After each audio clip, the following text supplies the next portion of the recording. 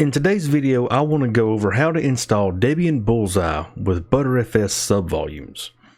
Now you may be thinking, didn't Mike already do this for Debian several months ago?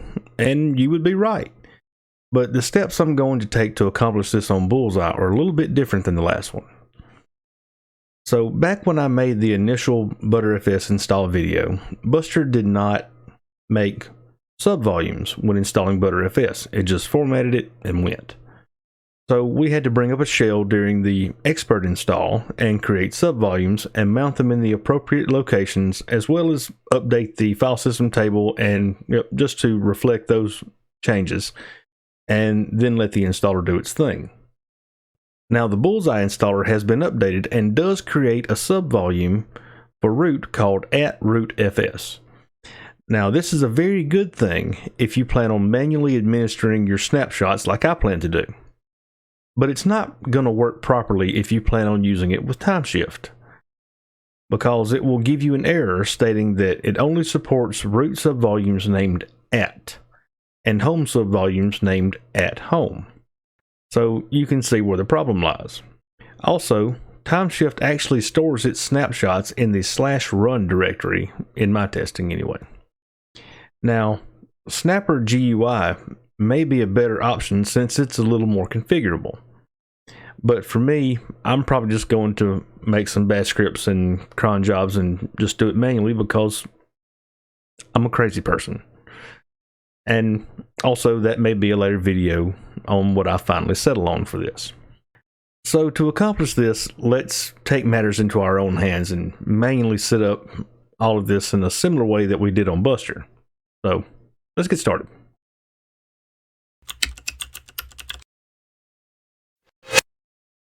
Now in our installer, we're going to arrow down to advanced options, and we're going to do not a graphical install. We're just going to arrow down to expert install. This is going to be an ncurses based install. So we're going to choose our language. English is good. United States. And I'm not going to add anything extra there. We're going to hit enter. Let's see. Configure the keyboard. American English. Detect the installation media. There it is. Now we're going to load installer components from the installation media. I'm not going to add anything because everything's already there that I need. Let's detect the network hardware. We're going to configure the network. We're going to let it do auto configure networking. It's going to attempt IPv6 configuration, and it's probably going to succeed. It has the last couple of times I've tried. All right. Now the host name is Debian. I'm happy with that. I'm not going to give it a domain name because this is going to be a desktop. You can give it a domain name if you want to do some fancy stuff on your network. Now we're going to set up users and passwords, enable shadow passwords, and I'm not going to allow login as root, because if I don't allow login as root, the user that I create now will have sudo privileges out of the gate. Full name for the new user. I'm not feeling very creative today, so Mike. Choose a password. It's going to be my standard password that's not Doctor Who themed. And now we're going to configure the clock. I'm going to use NTP. And I am in the central time zone. Now let's detect the disks. All right, now we're going to partition the disks. We're going to do a manual partition scheme. We're going to arrow down to virtual disk VDA. And we're going to create an empty partition table. Now this is a UEFI installation, so I'm going to use GPT. We're going to come down to free space, and I'm going to create a new partition. I'm going to make this one, let's say 1 gig. It's going to be way overkill, but I gave it 64 gigs and it's going to be plenty. So we're going to put that at the beginning. We're going to use it as an EFI system partition. The bootable flag's already on. We are done setting up that partition. Let's go to the next one. I gave this VM 4 gigs of RAM, so 1.5 times the RAM for a swap partition is usually a good rule of thumb. So we're going to create another new partition. I'm going to back up and give it 6 gigabytes. At the beginning, we're going to use as swap area, and we are done setting up that partition. Now let's go down to free space one more time. We're going to create a new partition. We're going to give it the rest of that 64 gigs, and we're going to use as BTRFS journaling file system. Mount point is root, that's what we want. We're done setting up the partition. We're going to finish partitioning and write changes to the disk now. Arrow over to yes and hit enter. Now we're not going to install the base system just yet. But what we're actually going to do is we're going to pull up a shell. So I'm going to send it a key, and y'all can't see this right now, but I'm over send key, and I'm going to do Control Alt F2, and that gives us a console here. So I hit enter to activate the console, and now I'm going to type in the df command, and that gives me VDA1 is mounted to target boot EFI. VDA3 is set to /target.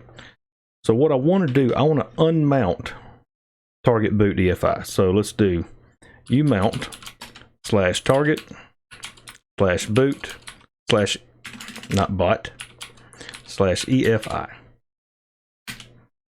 And now let's unmount target. So umount /target.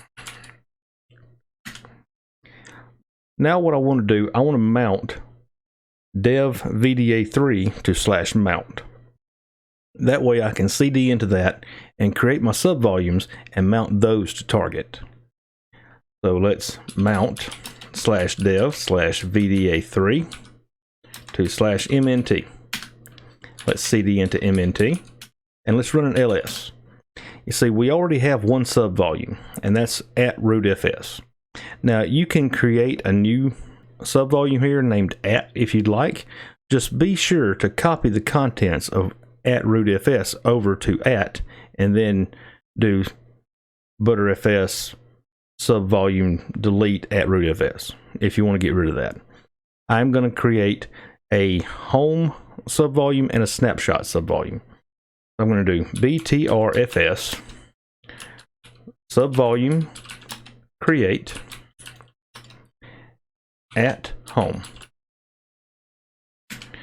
Now I know there's shorthand ways of typing all this, but if you've never done this before, I'm gonna do you a favor and type everything out.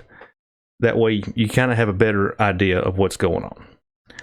So let's do BTRFS one more time. Subvolume create at snapshots. Let's do BTRFS subvolume list and give it a period at the end. So that's 256, 258, and 259. So the way I'm going to mount this, I'm going to mount this by those subvolume IDs. So let's do mount -o read write or RW. Then we're going to do no A time. We're going to do compress equals LZO. We're going to do space underscore cache and subvol ID equals 256, and that is /dev /VDA3 and then space /target. So now we need to create some directories in /target to mount our other subvolumes to.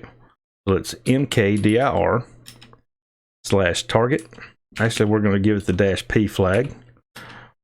So we're going to do /boot /EFI. Nope. /target /boot /EFI. Now let's do mkdir /target /home. and mkdir/target/dot snapshots, because I want that snapshot directory to be a hidden directory. And now I'm just going to arrow up, and we're going to give it, let's see, it was 258, and that was /target/home. We're going to do it one more time, and that was 259 /target/dot snapshots. All right, now we're also going to mount our boot partition. Mount /dev/vda1/target/boot/efi. All right, so we are pretty well good to go here. The only thing we need to do now is update our FS tab. cd into target, run an ls, and you see we have an etc directory that we did not create. It was already there. So let's cd into the etc directory, run an ls, and the only file we have in here is fs tab, or file system table. Now, I'm a Vim user, but Vim is not in this. This is actually a BusyBox instance. So, but nano is here. So let's nano fs tab. And here, since everything was already in VDA3, all the UUIDs are going to be the same. Only the subvolumes are going to be different. Let's go ahead and edit this. So we're going to do the root. It's going to be root. And I'm not going to give it defaults. We're going to say read write, no A time, compress equals LZO, space underscore cache, and subvol equals at rootfs. I'm going to make that subvol ID equals 256. So now I've got one line of it already done. So instead of typing out the whole UUID, I'm going to cheat a little bit. I'm going to hit Control K, and that's going to get rid of that line. But Control U will paste it right back. Control U will paste it again, and one more time. So now let's do our home. So /home. All the same options as before, but now we're going to change the subvol ID to 258. And here on the last line is going to be home/dot snapshots. And we're going to change that subvol ID to 259. We're going to do Control X and then yes to write it out and enter. And we are ready to go. So let's do exit, and we have deactivated the console. So if I go back up to send key and I go to Control Alt F1, that's going to get me back to my Ncurses installer. So now I'm going to install the base system. The rest of the way through this is going to be just your standard Debian install. Now, you will have an option to enable source repositories and also enable backports, and I believe you will have an option to enable contrib and non-free repositories as well. So you can select those options if you'd like. I'm going to definitely enable the contrib and non-free repos and possibly the backports. All right, Linux image AMD 64 is fine. If you wanted to go 5.10, honestly, it's the same kernel right now. Generic, include all available drivers, that's fine. We have lots of room. It's not going to take up much anyway. But if you did want a more minimal install, and let's say you were doing this, you were installing this on hardware, you can only include the drivers that are needed for the system. And it would make it a little leaner, but with this being a virtual machine, I'm not sure what drivers would not be installed. So I'm going to just install all of them. So the base system's installed now. So let's configure the package manager. We're not going to scan any extra installation media. We are going to use a network mirror. HTTP is fine. United States, deb.debian.org, and I'm not going to use a proxy. I am going to enable the non-free software repositories. And I'm going to enable the source repositories. And I'm also going to enable the backports. So our Etsy app sources list is going to have several lines in it. Now we're going to select and install software. I'm actually going to install an entire desktop environment this time. Most likely it's going to be XFCE because, well, it's my full desktop environment of choice. I'm not going to do automatic updates. I'll do updates myself. I don't usually participate in the package survey when it's a VM, but if I'm installing on hardware, I generally do participate in the package survey. We're going to get rid of GNOME. We're going to use XFCE and the standard system utilities, and we're going to hit continue. Now this is going to go out and retrieve 1036 files. It's going to take it a little time. Just to save your sanity, I'm going to stop the recording and come back when it's done. All right, and the installation finished. The only thing I had to do was just to force UEFI mode, and now I'm going to system clock set to UTC, and we should be rebooting now.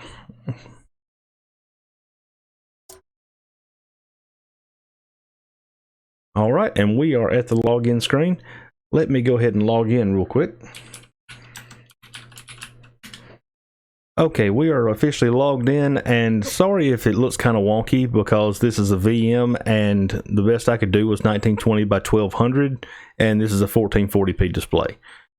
So I'm trying to use that and scale it a little bit.